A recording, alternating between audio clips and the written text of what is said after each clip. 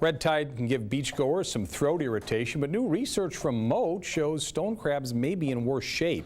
SNN's Hallie Pilot explains. Dr. Philip Gravenese does postdoctoral research at Mote Marine Lab. He says the stone crab fishery has some good years and some not so good. This year is a particularly bad year. Last year was a little bit better.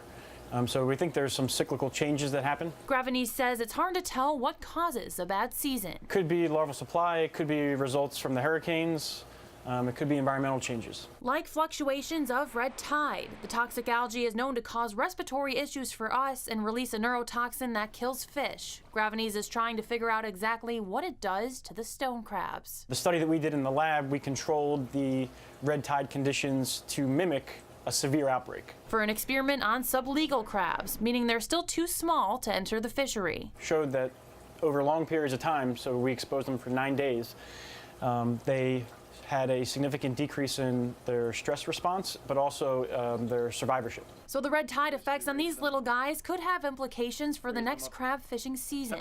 But Galvanese says the study left his team with more questions than answers. If they accumulate any toxin in the tissue, so that's one for sure.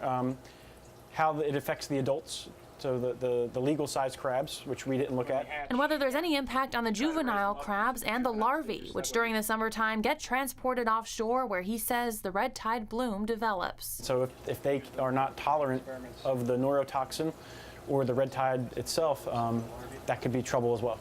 All questions he hopes to answer with even more research. In Sarasota, Hallie Pilot, SNN, the Suncoast News Network. Galvanese also says some things to limit the severity of red tide include limiting fertilizer during the rainy season and cleaning up after your pets.